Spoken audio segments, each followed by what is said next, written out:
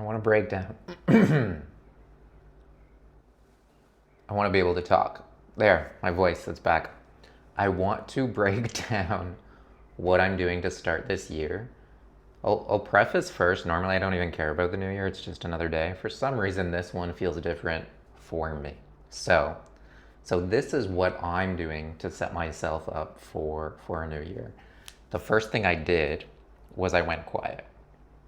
I gave space for myself is a more accurate way of saying that, is kind of disconnected from the outside world to really take, what's the word I want to use? Just like to really look inwardly, deeply, and see what's going on. And then decide what is important for me this year. Then from there, the next thing I did was clean. And as cliche as it sounds, it's the same thing that I was doing inside, was that internal space, that internal decluttering, that finding those emotions inside, letting them go, right?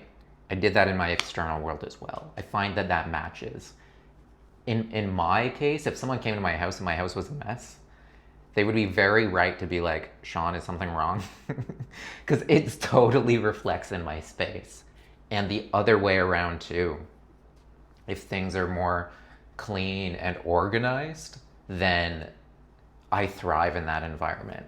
But what I'm talking about with that cleaning isn't cleaning like cleaning toilets and things like this. It's getting rid of stuff.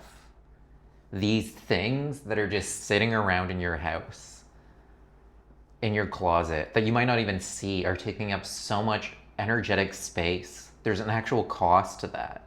Or the easy way to see that, if we're not getting like super esoteric, which I'd love to just say for super esoteric reasons, get rid of things lingering.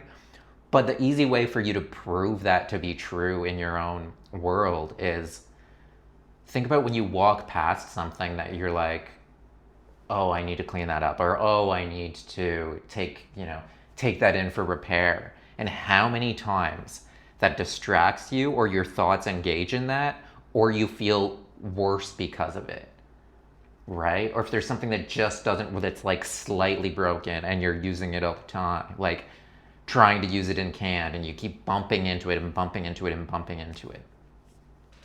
But taking that a step further and decluttering the things that, like, when I did that, I found things that ended up in my house that I didn't even put in my house, that when I saw them even made me cry. Like, that emotional weight was sitting in my closet without me being aware of it. And all this stagnant energy. And the flip side of that, there was things sitting there that I didn't know that are super useful to me that just weren't being used. So cleared out my space. And then the next thing was bringing an intention. Like, what do I actually want to create? I'm trying a new system this year. If you comment below, I can just share it to you. I'm at the stage of YouTube.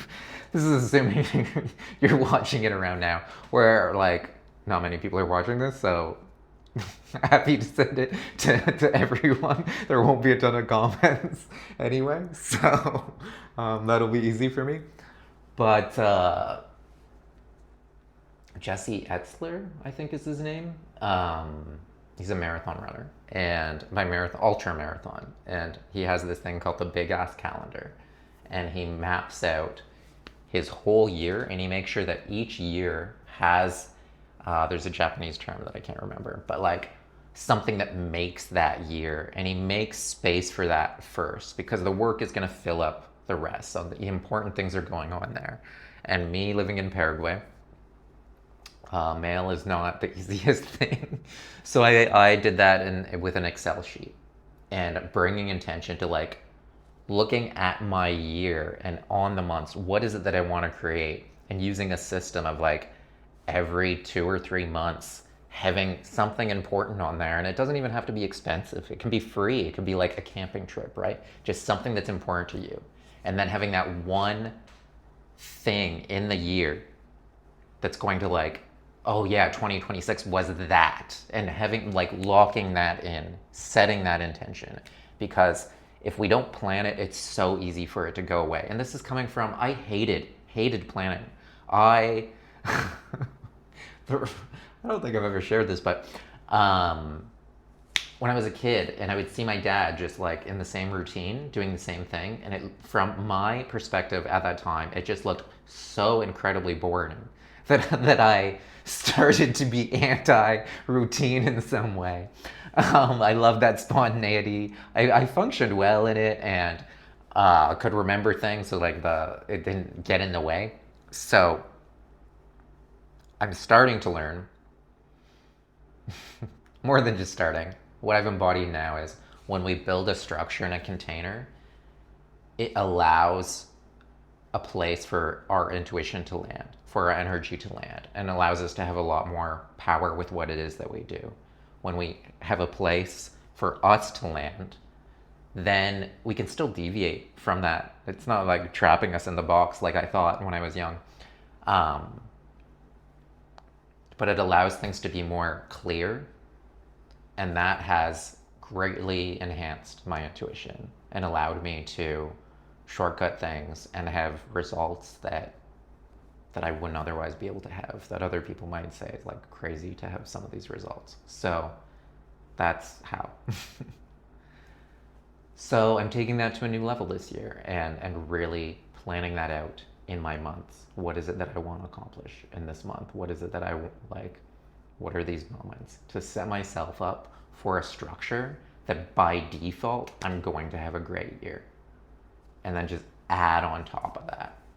So I'm still a little bit in the inward phase. This is why my YouTube channel came to a pause for a bit, which is like the exact opposite of what I would tell my clients to do.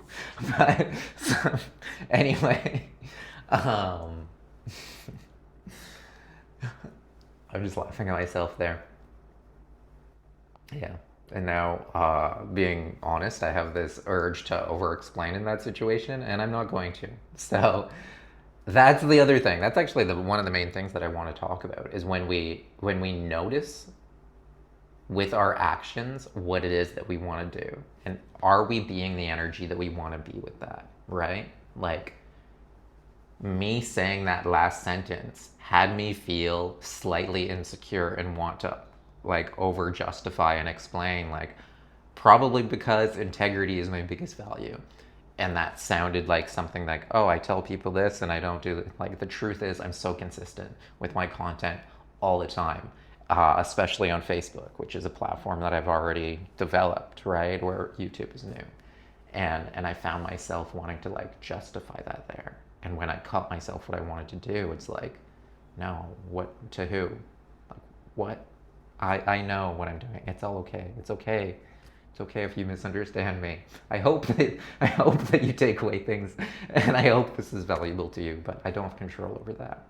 So when we take that internal look in the moment of what's actually happening in the moment, it allows us to build a deeper relationship with ourselves, because we think that we know ourselves, but we don't in so many ways. We're doing so many things for reasons that we're not aware of. We're not fully aware of ourself and what's driving us in certain situations. And when we bring that awareness, it allows us to come from a place of choice and allows us to bring an intention. Those two things are the same way of saying it allows us to choose what energy it is that we want to be. And how do we manifest? We can more consistently be the energy that it is that we want to be. So that has helped transform me, and I'm amplifying that this year and coming out of my turtle shell right now from that inward phase that I was just in. So happy new year. I wish you the best, and if you want that Excel sheet or if you have any questions about what I said, comment down below. And if you made it this far, I would love if you subscribed. It means so much, especially as I'm starting out. Thank you.